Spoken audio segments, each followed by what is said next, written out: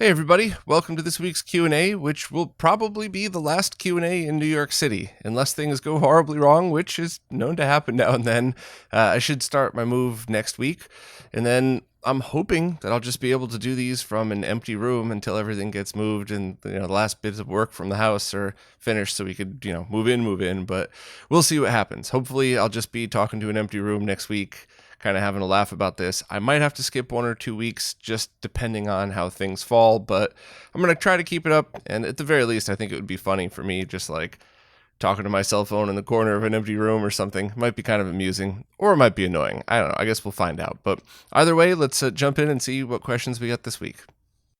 First up, over on Floatplane, Solar-Powered Owl is looking for an audio lag tester akin to the Time Sleuth. They've appreciated the trust which you could test approach to things and want to apply the same methodology to testing upscalers, transcoders, receivers, TVs, etc., and just want to make sure that no audio latency has been introduced.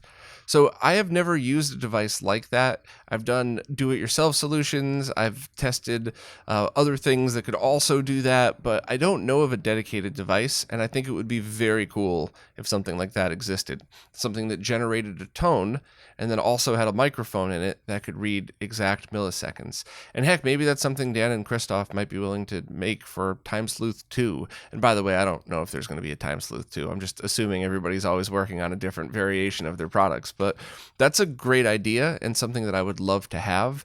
But the good news is, unlike video lag testing or controller lag testing, it's a lot easier to test audio. And I think a really great way to do it would be to find a game that you have that makes a noise at the same time that something lights up on screen. So like, let's say a title menu, right? And I think in older games you could find this where there's no music or quiet music, but when you go up and down in the menu, it makes a sound, and sometimes a loud sound. And that way you could take your phone, and I would try to use a tripod. I would try to measure and, all right, it's exactly 5 feet, 2 inches away from the TV, whatever it is. But just, I would use your cell phone. I would try to make as controlled of an environment as possible. And you can just use 60 frames per second, but if your phone has higher modes like that, 120, whatever it is, 240 on a lot of phones too, you could try to use that as long as it records audio and video.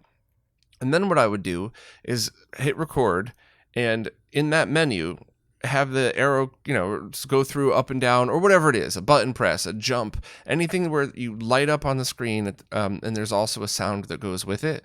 And I would run the test 10 times, and then play that back in either software that you could advance 1 frame at a time, or you might have to use video editing software and click 1 frame at a time. But you basically just count how many clicks from when your light lights up on screen to when the sound happens. And obviously do this direct into your TV first, and that way you could count and say, okay, well, I'm using 60 frames per second mode, and it's 15 clicks before, from the time I see it light up to the time I hear the sound. And it's, I did it 10 times in a row, and sometimes it's 17 clicks and sometimes it's 13, but it's always the same. It's actually probably going to be a lot more than that, but just saying, get your baseline reading. And it's a pain, it takes some time, but it's not hard. If you get a tripod, a cheap $2 little clip for your cell phone, any game that makes a sound and lights up at the same time, set all that up, and then plug in your audio receiver, or then plug in your DAC or your transcoder or your HDMI splitter or whatever it is that you're trying to test, and then see if it adds within reason anymore. So let's say you test an audio jump in a video game where the character lights up when it jumps and you hear the beep or the jump sound, and it's 48 clicks every time. Sometimes it's 48, sometimes it's 45, sometimes it's 55, and you plug in your HDMI splitter and it's within that same tolerance, call it 0. To be honest, even if it's like 55 clicks and now is the most from before and now it's 60, you're talking a sub level of lag that's like, it's way less than a frame, it's closer to milliseconds, and it's not really something that you would notice even in rhythm games, because don't forget, all of those games like Guitar Hero and DDR and stuff like that, they still pull the controller within a reasonable time. Not every millisecond, not every scan line like the Atari 2600 and CRTs. So there's always going to be a little bit of tolerance there. And so if that's something that's super important to you, that's how I would do it now. But I agree, I would much rather prefer to have a device where I just say, all right, same thing, measure the distance, maybe put the device on the tripod with the same silly $2 cell phone clip, and run the audio test through your TV, then run the audio test through any other equipment and see where you go from there. And so it's not fast and it's pretty boring, but it's not hard to do. So I would give that a shot and see what you think. And if you have any questions or want me to elaborate anymore, please let me know. Moving over to Patreon, Adam Ant was wondering if I could set them straight on older model TVs. They remember back in the 2000s, TVs started coming standard with component connections. These TVs were also a lot heavier than the TVs from the 90s. They were also flat instead of convex. Why were they so much heavier? Do light guns work on them? And if they happen to see one for cheap or on the curb, should I get it? Well, I'll start with the last question. If you have the room to store CRTs, I would always say yes to that last question, especially if you have a basement or a garage or a shed where you're not stepping over it like I did in this apartment to get to stuff. I would say yes, get it and test it, because you never know. You might get a TV home and decide you love it, decide you don't, and you put it back in a recycling center or whatever it is. But if you can get something for free, I would try it. But to go back to your other questions, I believe they were so much heavier because you needed more glass when you had a flat glass front.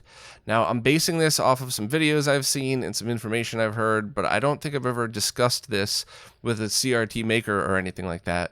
But I think the reason is because on the older curved glass fronts, the reason that they were curved was because there's a vacuum inside of that. So all the air and all the pressure's out. So there's a lot of pressure on the outside of that glass, and having it curved is what allowed it to withstand that pressure, because the curvature of it was able to keep it from cracking and breaking. Whereas once you had flat glass fronts, you had to use a lot thicker glass in order to withstand that much pressure, which is why a lot of the cheaper TVs had a flat piece of glass that was right up against the curved piece of glass behind it. I've seen that.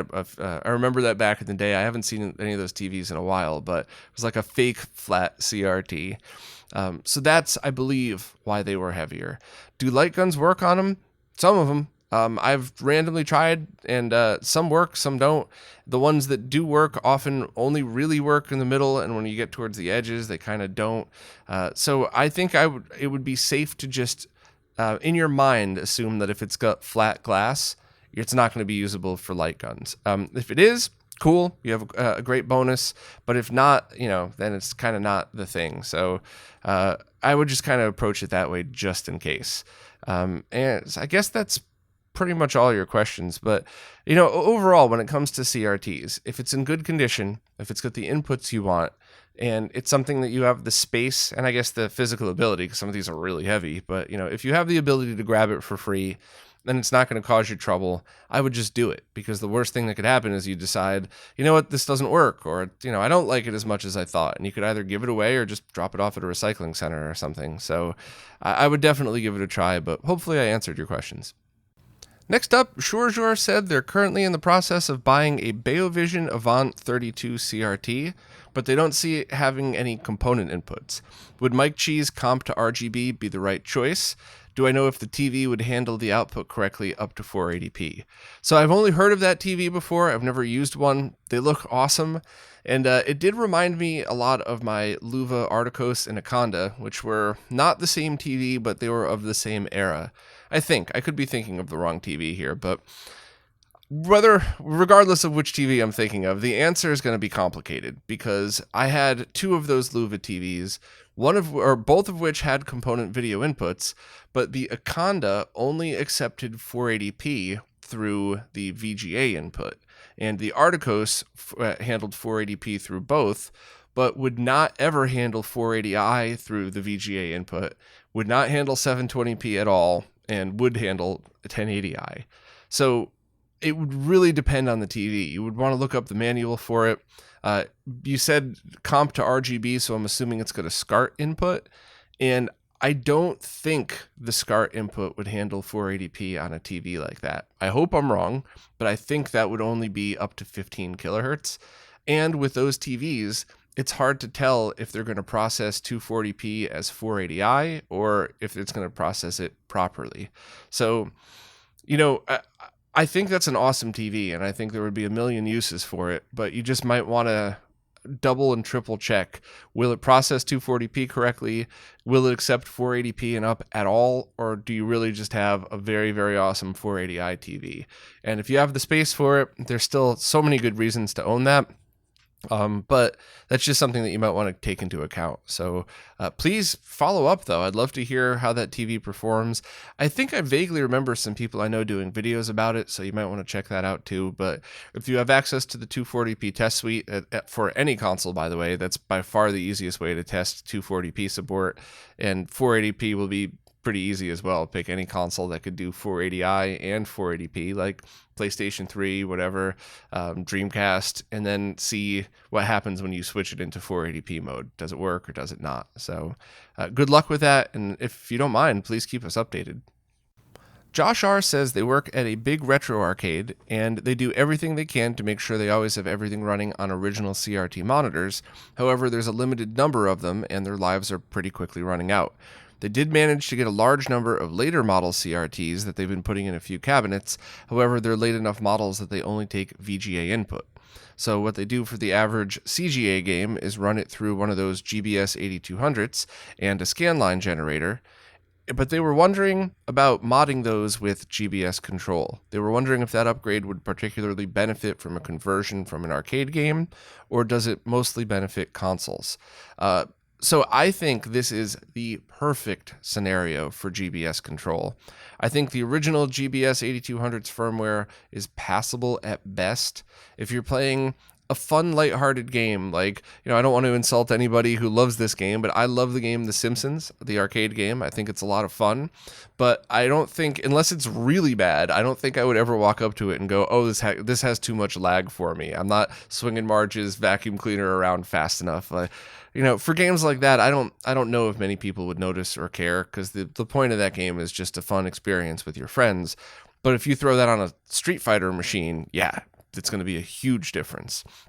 But since you already own the GBS hardware, and since the cost of, you could buy those Wi-Fi modules in bulk for practically nothing, relatively speaking compared to other scalers and stuff like that, I think that it's the worthiest upgrade to do, because you're right, CRTs are the best for arcade machines, and just, by the way, gotta commend you all on your efforts. The fact that you would rather get a 480p only CRT and try to make that work instead of just throw in the towel and just go right to a cheap LCD, the fact that you're putting effort in is amazing and well appreciated by everybody in the retro gaming community. But you're right, CRTs are not going to last forever, and they're especially not when they're in an environment where they're used every day. My BVMs and PVMs will probably last longer than me because they're not on every day. They're not even on every week. Whereas in arcade, where when you turn on the arcade, you turn on all the machines and you turn them all off when you're done every day, yeah, that has a pretty finite life cycle. So in that case, for both flat panels and for VGA monitors, GBS control is awesome because of how little latency it has. And even more specifically, in the case of using VGA CRTs, everything's kind of staying in the analog realm. So you take the RGB from the arcade machines, and if you're already installing these, you're obviously knowing about voltage and how to transcode all of that, so I'm not going to waste everybody's time talking about that, unless you want me to. Asking a different question, though. Don't want to take away from your answer here, but it's assumed that you already know how to get the voltage translated properly for the GBS control. Then that processes it and outputs VGA. So going into a VGA monitor, that's perfect. The lag is almost imperceptible. I would say imperceptible. I would call the GBS control a zero lag device, even though it technically isn't. It really is, even in an arcade environment. And that has scan lines that you could add to it, so you no longer would need a scanline generator.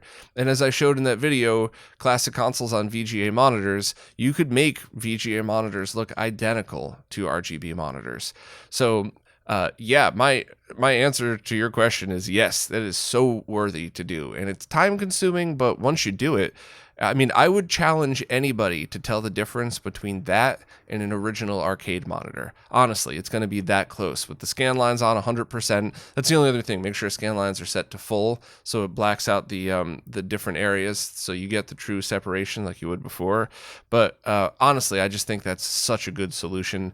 And the other good thing about those is once you've got it set up, It just works that way until you change it. So you don't have to log into Wi-Fi and connect them and change it every day when you power it up. It should just be the exact same every time when you turn it on and, turn it off, flip it on the next day. It should go right back to where it was.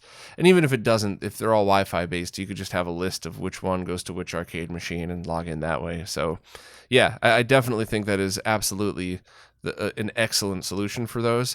And when the time comes that you have to switch to LCD monitors, they're good. There's better scalers out there, but in an arcade environment, you should be fine. I think for the context that we're talking about here, the fact that you're putting so much effort into keeping these machines going in the best way possible, if you end up having one or two LCDs with, not the sharpest scaler, but no lag, I think it would be fine. So yeah, once again, really commend you and your team on making sure that these things are working well, because it's so easy to just say, oh, I'm tired of this. Let me throw in a $100 monitor and get one of those SCART to HDMI converters with, a million frames of lag and be done with it. So definitely, commend you all for your effort, and I would highly recommend going through with that because I think it's just going to be a very worthy upgrade. A quick one from Adam Ant. They've heard me say to be cautious about third-party power supplies for consoles, but they've also heard me say that I do approve of some. Is the N64 PSU from GameTech one of the ones I approve of? I have not personally tested it, so I don't like to give recommendations on things that I haven't personally tested. Now, I trust Jason, so Jason says they've been performing pretty well, but I mean this with all the love and respect in the world. Unless I've got my hands on it, tested it myself, and put it through its paces, I don't feel comfortable saying, a solid yes. But I will say that if I was going to take a risk on one, getting something from Jason would be something I'd be comfortable trying at least. So a cautious... yeah, give it a try, but once again, no disrespect to anybody, the creator of the PSU, no disrespect to Jason or to you or anybody. I'm just a nerd with OCD. I don't want to tell somebody this is good unless I know for a fact. And even with stuff like those cheap HDMI devices, I also remind people that, they're not always consistent. So you could buy 10 and one of them could be junk and the other 9 could be great. So I like to make sure that I'm very clear in my recommendations, and I do take it very seriously. I feel genuinely awful when I make a bad recommendation. Luckily, I've only gotten it wrong once or twice, and I've tried to bend over backwards to correct that, but it's very important to me. And I kind of do wish a lot more people put a little more responsibility in their recommendations. So I try to really make sure that I only steer people in the right direction. So sorry for, the 20-second answer and the 1 minute of word vomit. I just wanted to make sure I was clear and why I answered that way.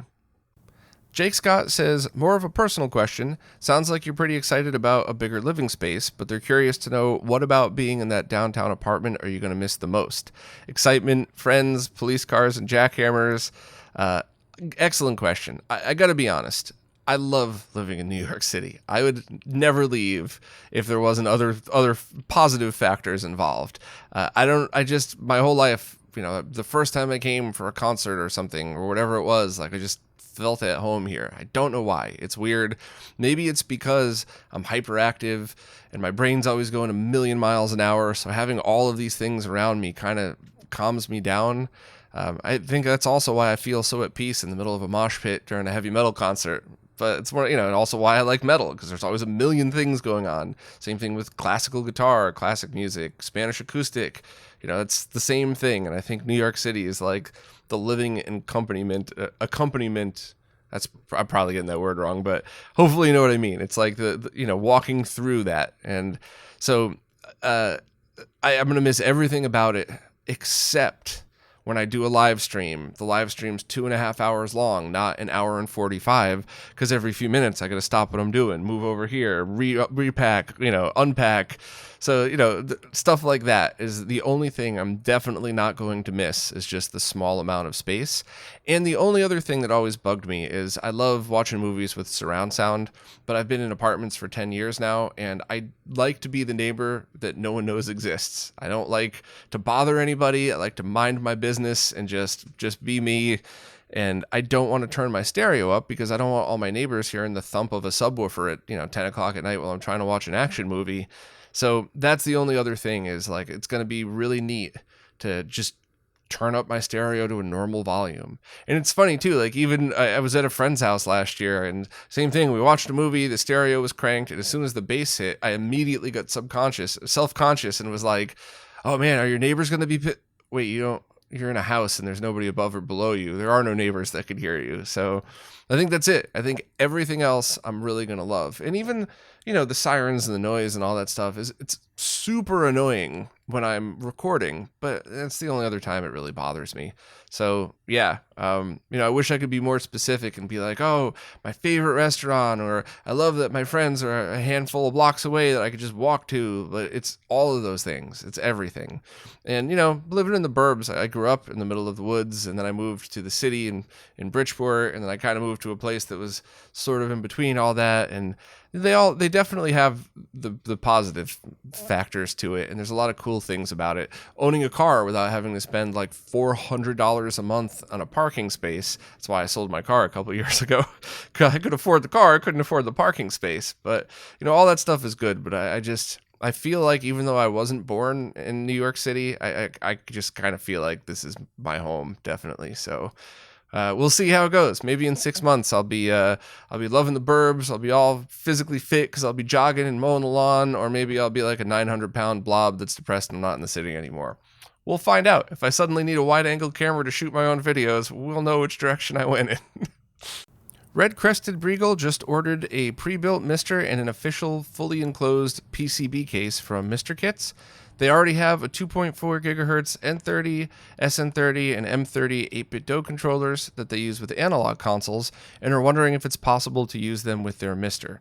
I believe so, because I think that even if the ones that you have original console adapters to them, you might be able to get USB adapters. So the receiver dongle thing, I'm pretty sure 8-bit DOE sells USB versions.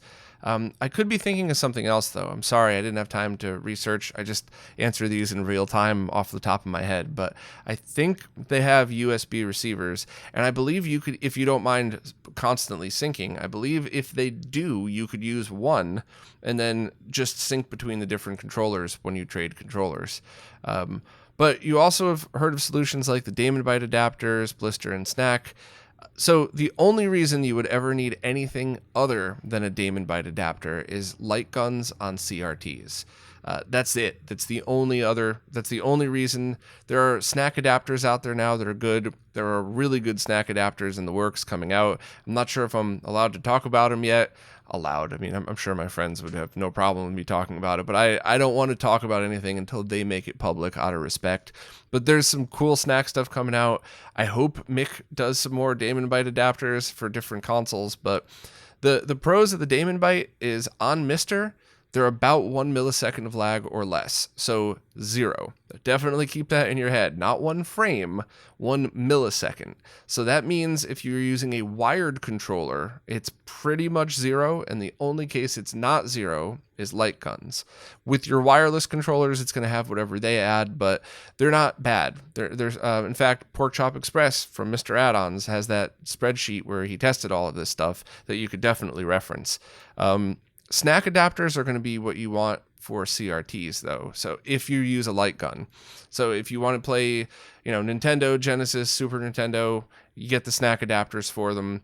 I might even hold off to see what's coming next, unless you're dead set on doing this now. But the Daemonbyte adapters, those are my favorites so far, because the original controllers, no perceived lag whatsoever, and they do, I think, work with the wireless. I haven't tested them because I'm not too big in that stuff, but yeah, I mean, what you're describing seems like a really good setup. I would just check first if there was a USB dongle receiver adapter that you could use with those, because that would be the cheapest and easiest solution overall. And even if you have 3 controllers, but you only plan on using 2 people at a time, just buy 2 of the USB receivers and be done with it, and then just resync whenever you use it.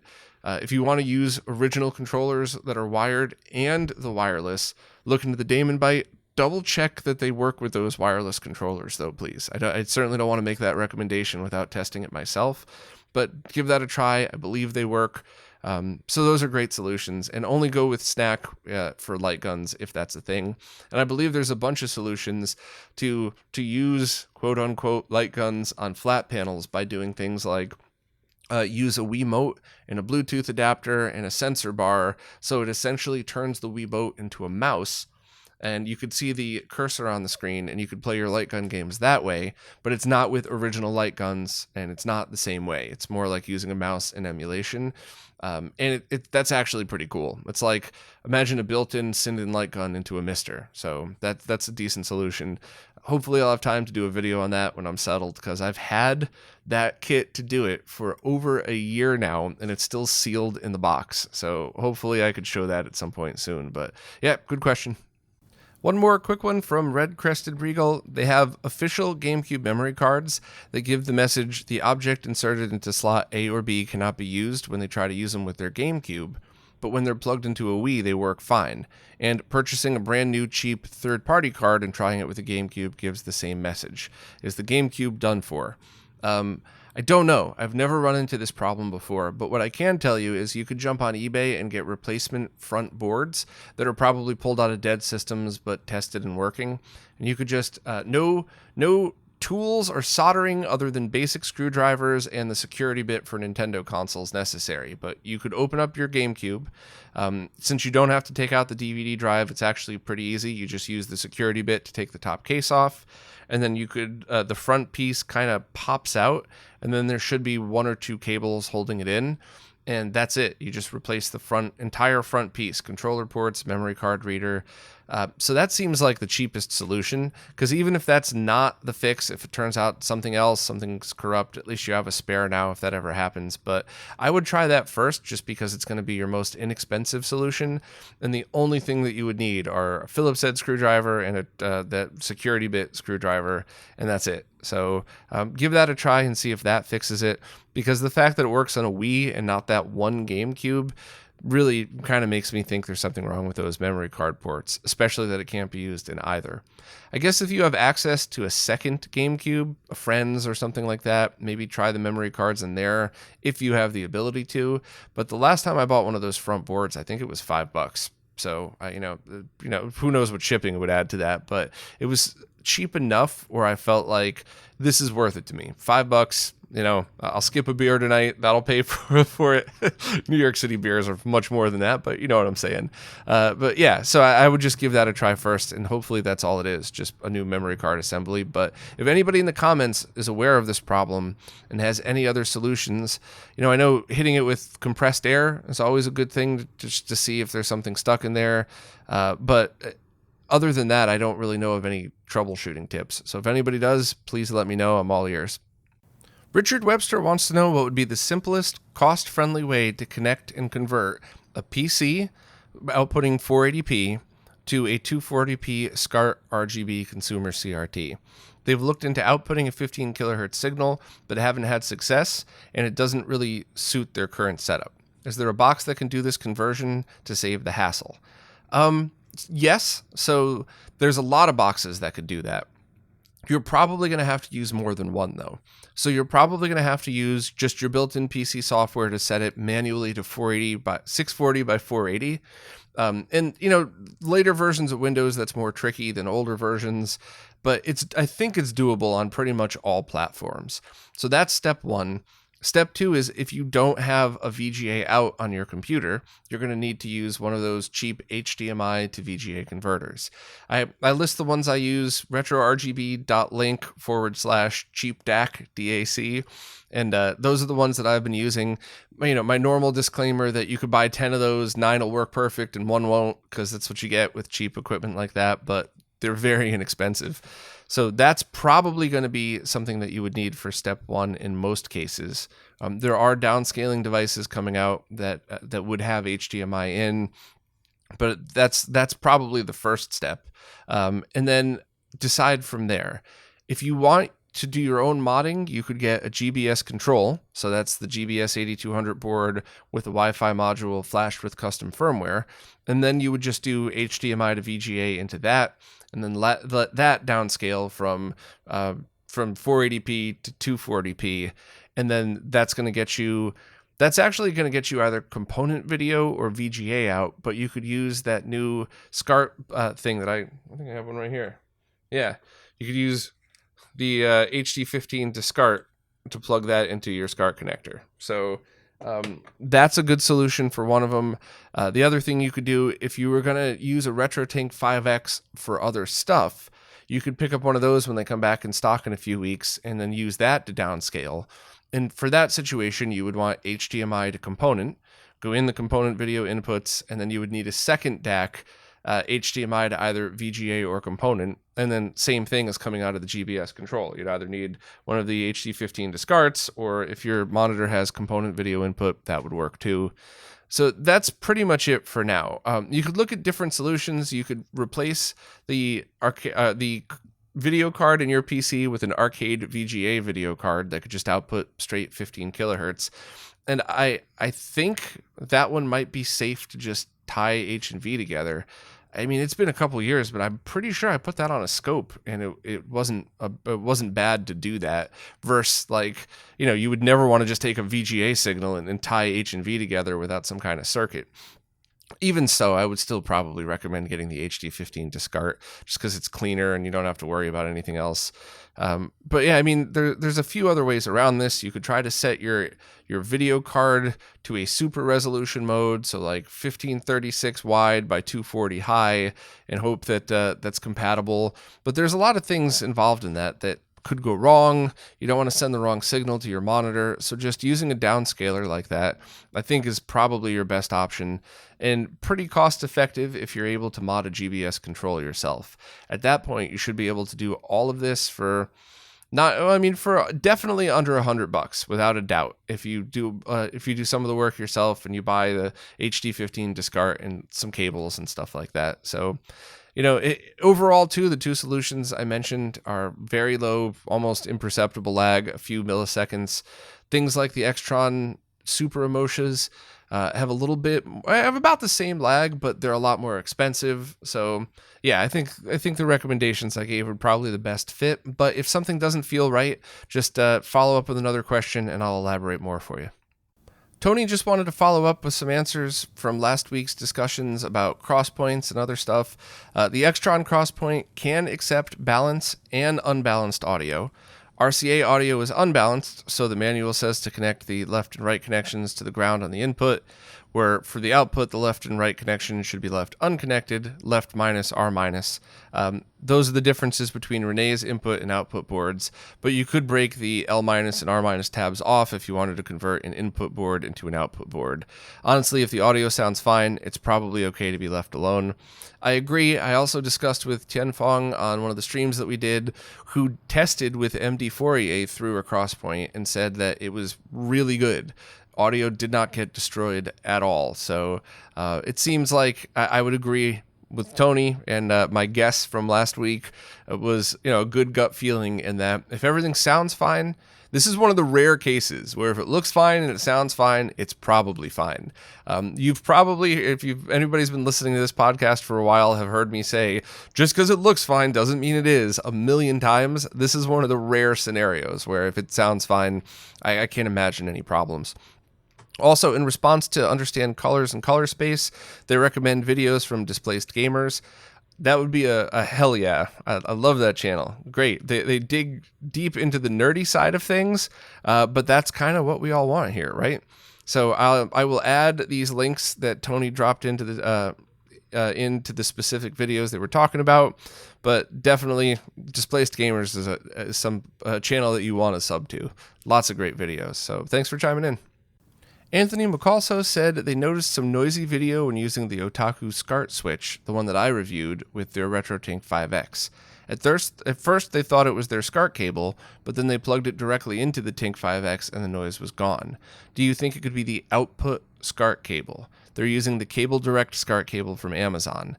They had to remove the metal housing at the end and use a standard plastic SCARt housing to get it to fit through the opening in the transparent case. Is there an alternative SCARt cable you would recommend, or do you think their switch could be defective? So your switch certainly could be defective. There could have been a motherboard revision change, but my gut is telling me it's the Cable Direct cable. because I have a couple of those and they're not really shielded. They're big, thick cables, and they have a ground for every video line, but they're not shielded. They're just two wires next to each other, a ground and a video. So that would be the number one thing to check just based on the cable build. Now, I will also say that those cable directed SCART cables are so cheap that don't feel bad buying one, because that's, like I always say, that's another tool in your toolbox now. If you ever need a quick test or a quick run, or you want to verify something, my setup stopped working. Well, let me try the SCART cable, because now I have my spare cable right here. Like, I think they were $15 or $12 the last time I bought them. They probably went up in price just because everything went up in price, but you didn't do wrong by buying that one, but my gut tells me that that's the problem. The best thing that you can get is, I don't know where they are anymore. I think they're all packed up. No, I got one here. Of course, I always keep these within grasp. The SCART coupler performed the best. This performed as well as a fully shielded 1-inch SCART cable. So if you have the ability to plug everything in this way, that would be the best, but depending on your setup, that would mean that you'd have a RetroTink 5X stuck to and dangling off of something, so it's probably not going to be the best for your setup. So I would just go and pick from either Retro Gaming cables or Retro Access and buy one of their shielded cables.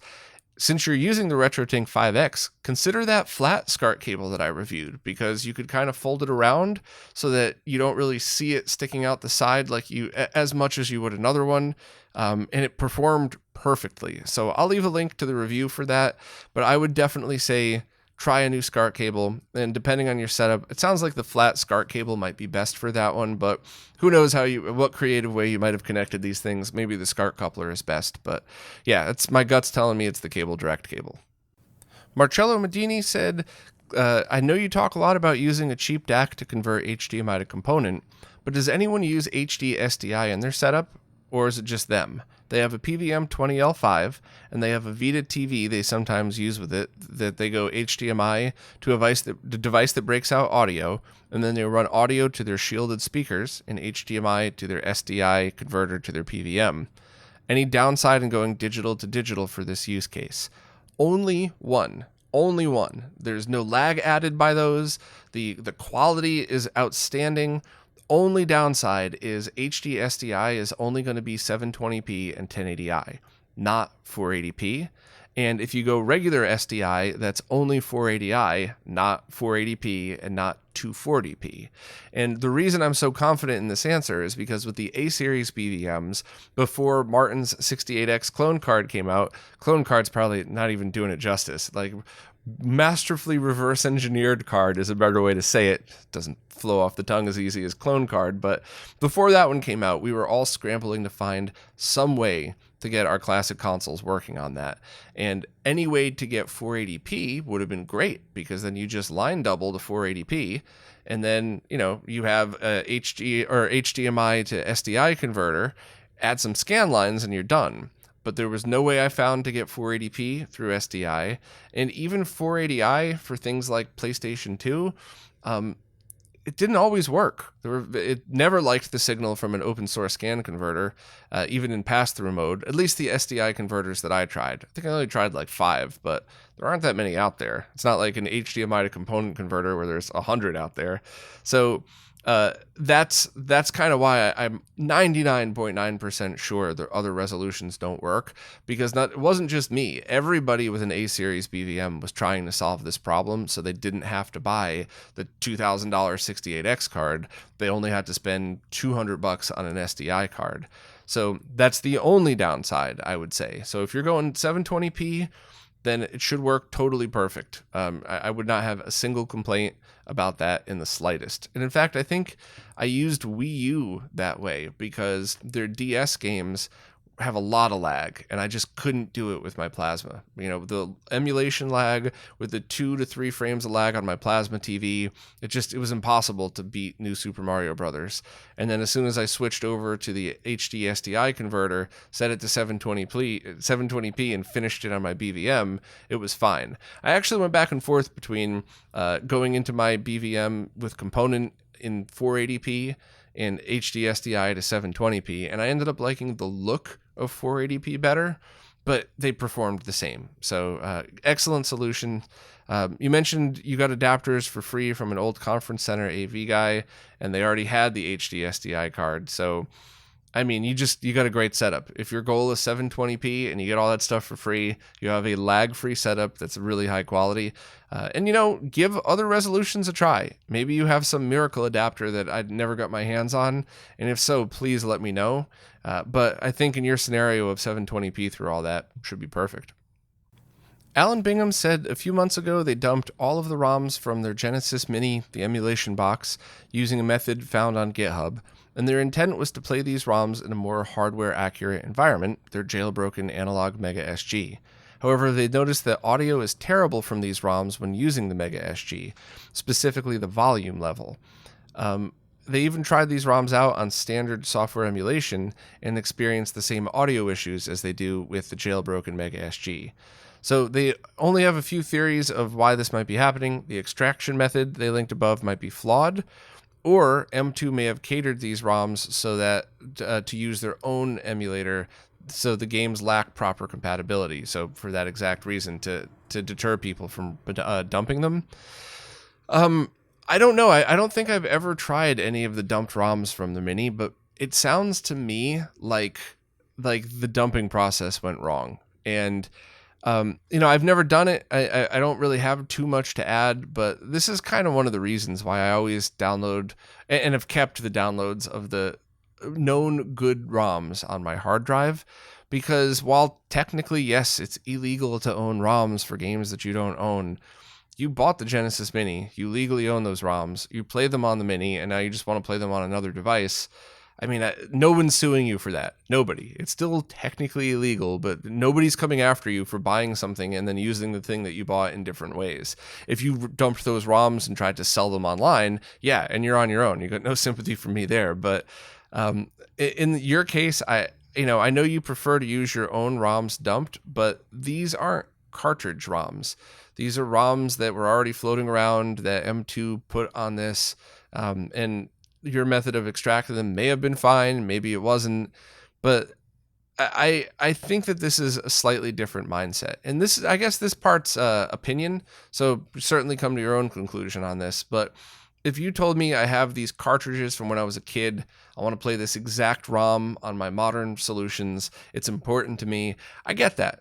There are my fellow nerds out there, there are some of them that say that's dumb, it's a one-to-one, bit-for-bit exact recreation, and I would still say, but that's not what they asked for. They asked to use theirs, and that's what they want to do. And I get that. But in the case of somebody dumped ROMs, a company dumps ROMs onto a box and you redumped those yourself, I think I would just download ones that were verified and correct. And I think anything special on the Genesis Mini has already been dumped and verified, and you could do some creative Googling and find it. So once again, that's just my opinion. You're welcome to have your own opinion, to try to redump them in your own way, to try to really feel like you did it legally because you dumped the thing that you had in your hand. But if it were me in this one, I would just download them from somewhere else that have been verified and bit for bit checked. And I probably wouldn't spend the time trying to do it. But if you want to give it another try, I certainly wish you the best of luck. I just can't really offer too much because I don't have any experience dumping anything from the Genesis Mini. Scott Miller wants to know if there's a way to accurately measure frames per second from retro console games. They're aware some games play at different frame rates than others. For instance, Virtua Racing on Genesis is said to run at 15 frames per second. How is this determined? So, two answers. First, if you are a fellow nerd that is just curious, grab yourself an emulator or download a bunch of emulators and see which one has a function that shows you how many frames per second it's running at.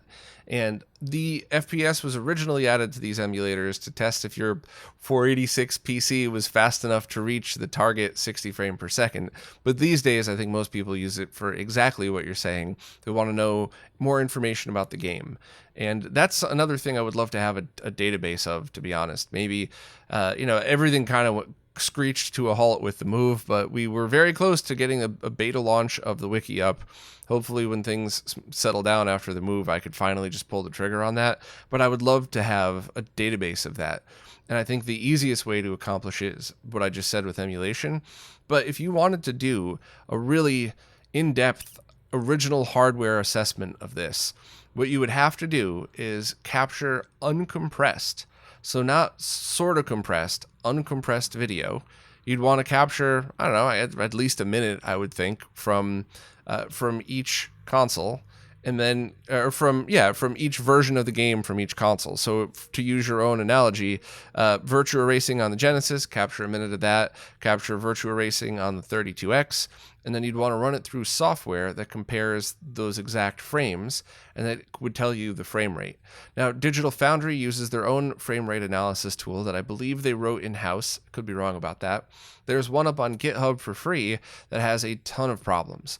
Now, I say that, but I haven't used it in over a year, so I should rephrase that. I should be respectful and say the last time I used that, it had a ton of problems. Maybe now it's totally fixed and the team has updated it, but if anybody knows of a very reliable frame rate analysis tool, I would love to be able to use one and incorporate it in some videos for certain things that I do, because as I said at the beginning, if you're just a fellow nerd who's curious, emulation's fine. But if you really are a creator that wants to dig in deep and show these examples with indisputable proof where you could say, like, I did the research, here's exactly what I'm showing, it's kind of cool to go the extra mile to do that. And the last time I tried that tool, it was very unreliable. The only other really cool thing is if you want to do things like measure slowdown in games. So I think a great example would be the recompiled code for Mario 64. There's that one section where the frame rate would drop very badly on the cartridge of the game, but in the recompiled code, the frame rate stays very high. So it's very cool to be able to take two uncompressed captures, one of each version of the game, and being able to do a side-by-side comparison like that. So if anybody has a solid tool for that, even if it's not open source, if it's something that I would have to purchase or sign an NDA to use, totally cool. I would be very happy with either of those things. I just want a really solid solution. And maybe the one up on GitHub is fine now. So, once again, I apologize if I spoke about a previous year's experience and it had already been fixed. But if anybody knows, I would certainly really like a solid tool that I could rely on. Balder said they recently picked up a Mister, and they're currently connecting it to their JVC RGB monitor using a Porta HDMI to VGA converter box with a VGA to BNC RGB cable using Mister's Direct Video. Looking at the post on Mr. Direct Video again, I mentioned it outputs TTL sync, and I always say to check the service manual. So they did, and they have no idea what it means. So before I continue, I just got to commend you right here by saying you knew what to look for, you went and found it, and now you can't really decipher the crazy language that it's in, but you thought enough to ask the question. So you're winning 100% here. You should be proud that you did all of the right work, and there's no way that you would ever understand any of this unless you had previous experience. I sure as heck didn't until somebody taught me. So great, totally winning. What this means from your service manual is, first, they talk about the RGB inputs on the monitor, and they say that component, I always confuse component and composite, component video can accept the standard of about 1 volt peak to peak, and RGB should be accepting about 0.7 volts, around 700 millivolts peak to peak, with 75 ohm termination on it. So I don't want to go into too much detail about that, because essentially what that means is this is for consumer video level video voltages. This isn't for arcade boards or anything crazy. This is standard RGB and component video voltages. Now, the part that's relevant to what your question is it says the synchronized signal is one cable only, BNC connector, that accepts between 0.3 volts and 4 volts peak to peak at 75 ohm termination. So the 75 ohm part means that it's with a load on it. It's not just voltage going in, it's voltage going in with the TV turned on, and it could accept as low as 300 millivolts reliably. To be honest, it could probably accept much lower than that too, but reliably guaranteed to sync on as low as 300 millivolts, and can be safe to accept up to 4 volts at the 75 ohm load, which means you're perfectly safe to use TTL there. Great job finding this information. And this is obviously also the info I would need to answer the question. So totally winning there. and you're safe. Your setup is perfectly fine for this. Now, the other part of your question is that you wanted to use the looped output. So this stuff into the BNC ins, and then take the BNC outputs of this card into an RGB to comp, so that you could also use it on a consumer grade CRT. They have a BNC to SCART cable from RetroAccess, but it does not appear to have a resistor on the sync line. So second question, they don't have any soldering experience or equipment. They're wondering if there's an easy product they could put in line to step down the sync line. Is there something similar to a BNC terminator that they could loop the signal through? So a few answers to that. I have seen inline stuff that's 75 ohm, but not 470, which is about what you would need to do this. And on top of that, I think a lot of my answers to that would come down to something you already said. You don't already have any soldering equipment with you. You don't own that stuff. So my strong suggestion would be to just contact somebody to either mod that cable for you or make a new cable with the resistor in line, so you don't have to do anything. Because while normally I would say, hey, if you plan on soldering a bunch of stuff, it's good to have this equipment. But if this is the only mod you'll ever need, buying a new cable is going to be much cheaper than spending $100 on the equipment that you might need to do all of this. Because remember, a resistor is 10 cents, but you got to buy a pack of them. If you don't have them, if you can't find them locally, you're spending $8 in shipping from DigiKey or something like that. So this stuff adds up. You'd need a multimeter to double check, which I think is actually a tool that most people who dabble in electronics should have anyway, but that's still $20 right there. Then a decent soldering station is going to be $50. Then you need to buy solder and flux, and you wouldn't need flux for this, but just saying, this stuff will add up real quick, where you could probably go to, there's a few good eBay sellers, as well as some of the major cable makers that could make you this for like under 50, probably much less than that. So while there's nothing easy that you could put in line that I know of, I think the best solution for you would just be to have a custom cable made with that in there. And I think most cable makers are used to hearing this question now, because so much good information is being spread about voltage safety and all that stuff. So I think for your solution, which sounds awesome, by the way, everything that you described sounds like a really cool setup. I just think buying a cable with a resistor in line would be fine. And it would remove any question of safety from using the RGB to comp in the chain. So great setup, and hopefully I could point you in the right direction with it. A couple more questions from Alan Bingham. First, they've been through a handful of PSP batteries over the years, because when they sit for a while, they either expand and almost blow up, or just leak battery acid into their console. Luckily, it hasn't ruined their PSP yet, but that time may come if they don't soon get a better solution.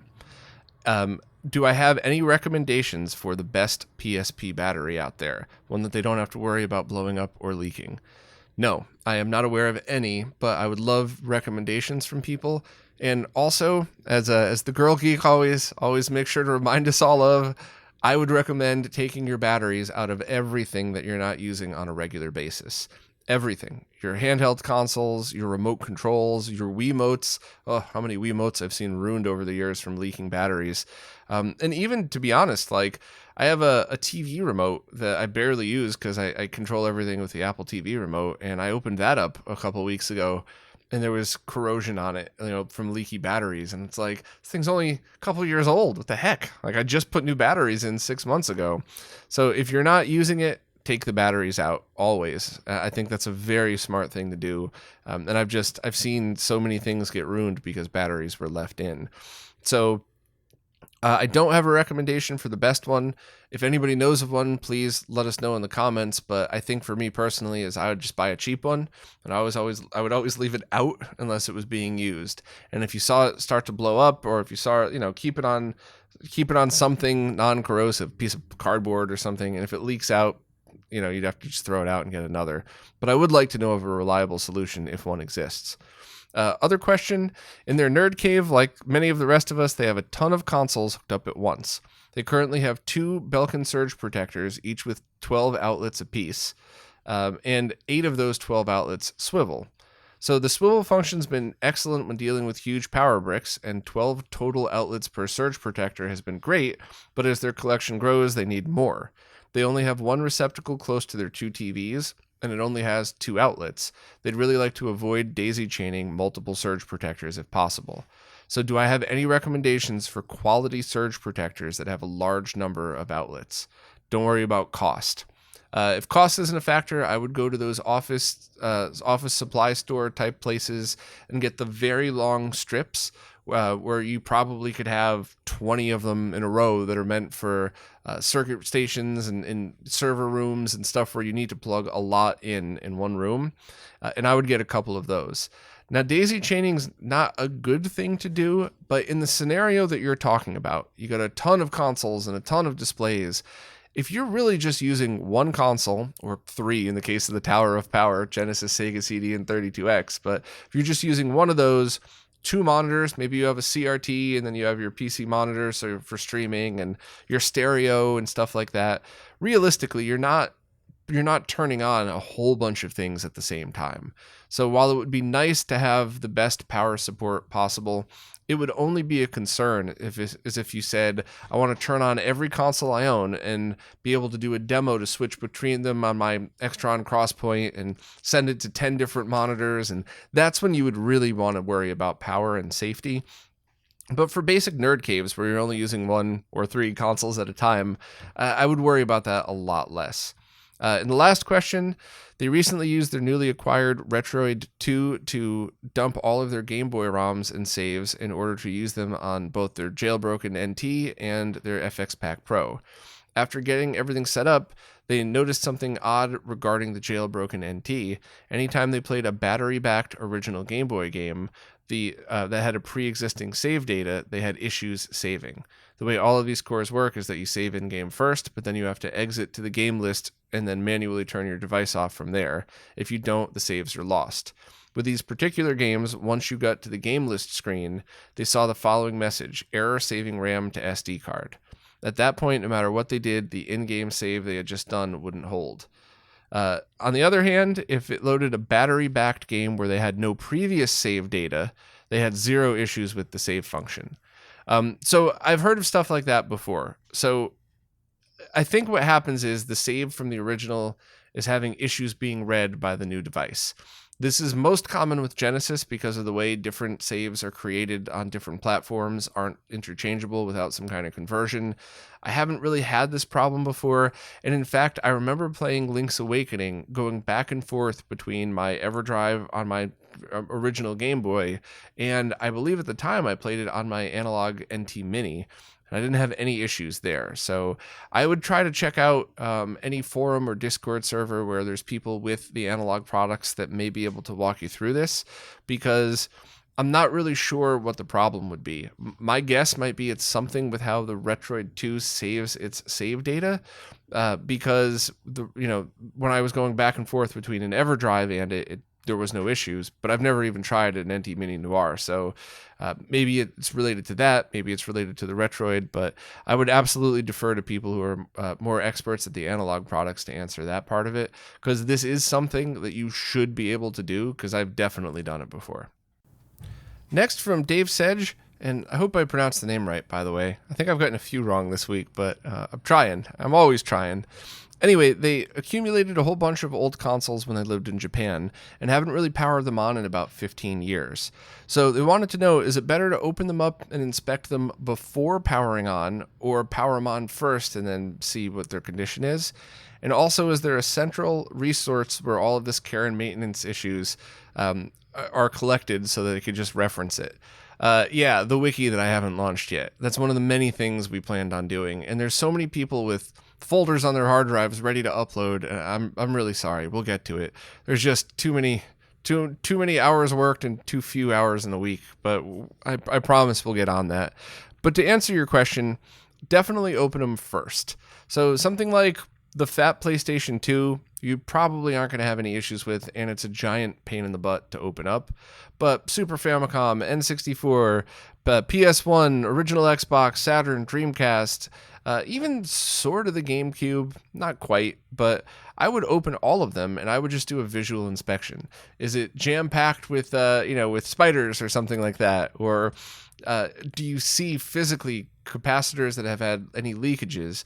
You're already aware of the clock capacitor on the original Xbox, but I've seen some Saturns have leaky caps on the power, and I've certainly seen it, not commonly, but I have seen Super Nintendos and Super Famicoms where you could tell the caps are just starting to leak. So I cleaned them up and replaced them, and because I did it before it got bad, it was super easy. Whereas if you wait till the corrosion starts, that's when you most likely would need to hire a pro. So I would definitely say, if you haven't used any of these in 15 years, just carefully and cautiously open them first.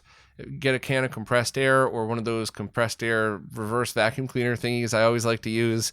Clean them all out, then power them up and go from there. The PlayStation 2 is the only one that I probably wouldn't, just because it's such a pain in the butt. I would just power it on and then open the tray and just kind of listen and hear. And a light shake test, don't shake it like somebody from the movies trying to shake a present to see what's inside. Like, lightly shake to see if you could hear anything rattling around in there. Pop the back of the fat PS2 off the hard drive slot and hit that with compressed air. And same thing, if you pop the back off and there's a wad of spiders' nests in there, don't turn it on. But I don't think you would need a full disassembly. Same with the GameCube. Pop the top case off with just the 4 screws, look in it, spray some compressed air around there. But the rest of them I would kind of open them up and really take a look and clean them and kind of go from there. So also, thank you very much for the kind words. Much appreciated. Gigi Gorgeous wants to know if I'm aware of any update on the HDRetrovision Dreamcast cables. I always joke that they'll be out around the same time as the wiki, but the honest truth is I have no clue what's going on. And I've been so busy, I haven't even had a chance to really talk to Nick or Steve in a long time, which sucks because I like both of them. They're both pretty good friends, and I wish I had more time to keep up with all my friends, to be honest. But no word whatsoever. I have no idea why they're not out. The last time I tested them, they worked perfect. I had 0 complaints. Was super happy with it. So I have no idea if it's a combination of part shortage and supply shortage or something else is going on, but hopefully they'll be out soon. Alex S. wanted to follow up on a few things we've been discussing. First, in regards to magnification options for soldering stations, they found that the Coolertron brand digital microscope they found had a much better refresh rate on the screen. The other model's focusing knob was a little nicer, but they preferred the refresh rate of the Coolertron one. So I think I'm going to hold off on talking a little bit more about this because I want to buy a few myself and kind of check them out and then maybe do a giveaway with the ones that I don't use. But I do really appreciate the feedback, and I'm going to bookmark the ones that you talked about as well as your feedback on them so I could kind of know from a good starting off point. But I do definitely think that there is a place in the market for a much less expensive microscope, digital station for soldering to help people with more complicated mods. There are $250 ones out there that perform really well, like as good as ones that are twice as expensive, but not everybody wants to spend that much. $50 is a good price for something like that. So I'll check out the ones that you installed and tested and kind of go from there. Also, is there a difference? Completely different question. Is there a difference between setting your console's color space level to full and TV to full versus setting the console to limited and TV to limited? So as long as they match, that's the most important. Technically speaking, full range color gives you a more range of color, so you could technically get better details out of full range color. I don't think that most people would notice this. And I know some people listening are going to probably be yelling at the TV or their monitor right now going, look, of course we'll notice the difference. But I think the much more important factor is matching it. So you don't want to ever mismatch because that is noticeable and that does hurt the image. But I think as long as you just set it right, that's the most important thing. But if your TV does accept a full range signal, definitely use that over limited, even if it has the option to do both. And lastly, have I seen the new Xbox to HDMI device from a company named Electron Shepherd? I've seen pictures of it online, and I believe that's the company that tweeted with me and offered to send me one to test. And I said, please follow up after I'm done moving because I can't test anything at the moment. I think that's the same one. Looks cool, but as always with every product, I don't want to comment on it until I see it myself. And once again, zero disrespect disrespect to anybody. I'm not inferring anything about this product. The Electron Shepherd one might be the best Xbox HDMI adapter ever made. I just don't know. I don't really want to. You didn't ask me to comment on it. You just asked if I'd seen it, but I don't want to say anything other than I've seen it, and I'll probably be checking it out soon because I just want to make sure to test everything myself. So thanks for the questions, and I appreciate the feedback on the microscopes. I'll definitely be checking those out. A couple of questions from Jason Guffey. First, they recently bought an Aten VGA switch per my suggestion, and they say it's a manual switch that uses physical buttons, but it's also started auto switching. Now, the one that I had was both.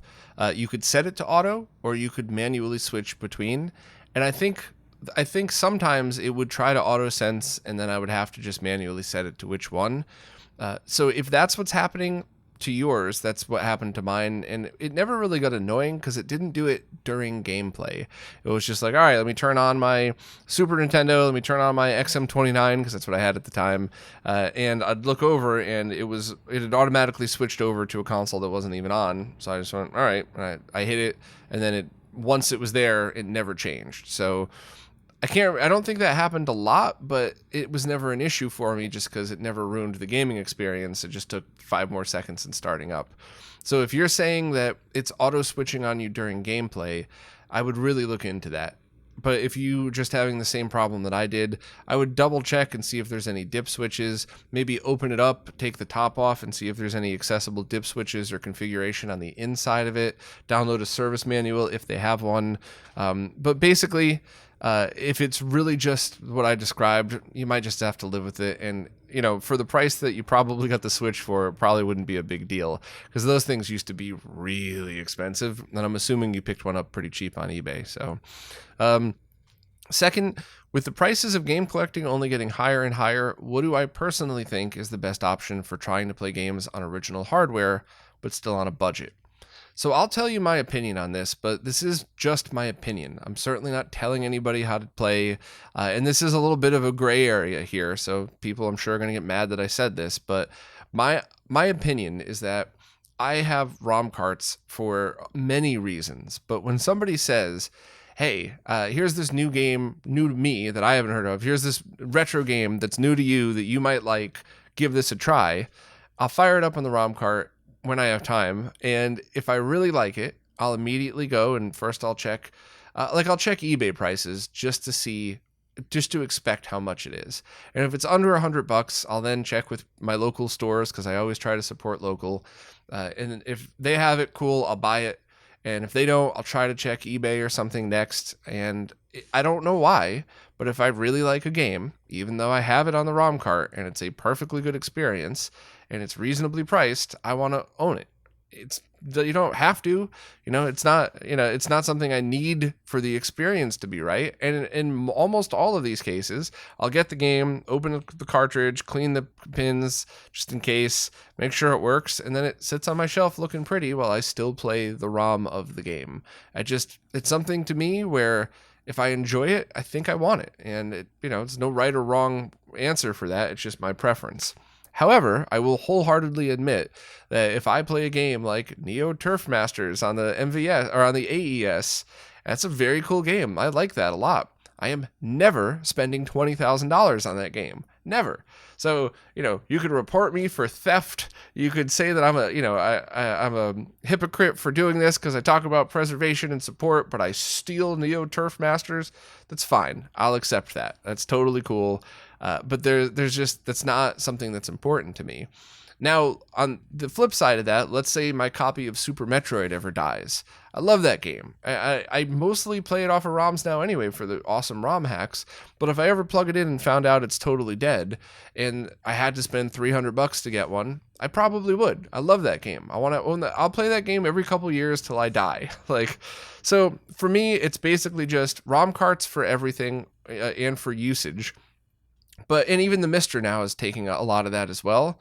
And games that I really like, I try to buy if it's important to me within reason. So once again, that is only my opinion. That is not what I suggest everybody does. I feel like I would offer my, my perspective on this in case it points you in the right direction.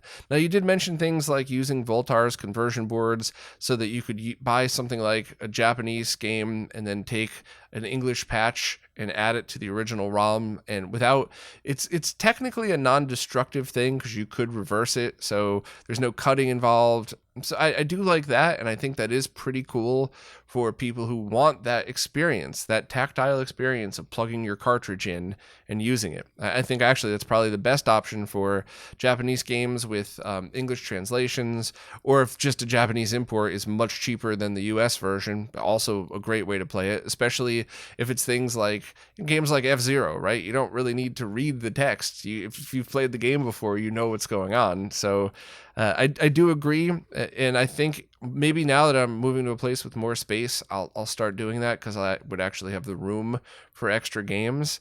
But for me personally, just ROM carts and then buy the originals if it's super important. Lastly, since this is the last Q&A from this place, what are some good stories that I feel like sharing from this apartment? They imagine there's a lot of pretty neat things that have happened here over the years, and not all of it ends up in a podcast or video. Was the best thing the Terminator stuff? I bet it was. So that's excellent. I never thought of that, but I think it would be really fun to do a podcast with somebody, especially somebody who maybe I do a podcast with two other people, somebody who grew up in and around New York. I know quite a few friends here that grew up here, and somebody that's never even really been here, somebody that grew up in the suburbs only, and especially somebody out in the middle of nowhere, and we all just talk about New York stories and have our own reactions. I think that would be really, really funny. But you're correct. If I had to pick one thing to just represent how much fun I've had here, the cool friends that I've made while I've been working out of here, and the silliness that I've been a part of, absolutely, no doubt, the opening Terminator theme with Ronnie on bass, my friend Kendall on drums. I did all the guitars in it, and Yahel did all those really cool effects to the video. Ronnie was the one flicking off the consoles, me with the stupid 3D glasses at the end. I think that's the coolest and uncoolest, nerdiest thing I've ever done, both at the same time. So thank you for remembering that one. But yeah, if I had to pick one thing, that would be it. But I will definitely have some kind of fun podcast talking about this. I bet Louis Zezeron would be a good person, because while he's certainly not somebody that's never been to the city, he's traveled all over the world and he's lived in other places around the world. So I think Louis might be a good person to have on there with another New Yorker and me who's kind of been in and out of New York, and just have a conversation about all the crazy stuff I've seen around here. I bet you Louis would be down for that too. I think he'd have fun with that. Maybe I'll do that on his podcast. So yeah, great suggestion. Thank you for that one. I'm definitely going to take it. Well, that's it. The last podcast from the New York City apartment studio office thing, however you want to describe it. But yeah, it's certainly mixed feelings. I love it here, but I'm interested to see what comes next. So it's been a lot of fun shooting from here. Probably the least favorite part is not being able to have the AC on, which is why I look like this at the end of them. But hopefully that'll all change soon. I'm not sure when the next one of these is going to be. I'll try to do it on the same schedule, even if I just try to have some fun with it, sitting in an empty house somewhere, just kind of shooting them as best I can. But it might be a little sporadic for the next 3 weeks, but I'll definitely try to keep up. Maybe I'll do it in a way where it's not following the exact same schedule that I normally do, but I get them. I get to them when I can. I'll figure it out. I'll try my best. I promise you that. But either way, any questions for next time, just leave them wherever it is that you support in this post.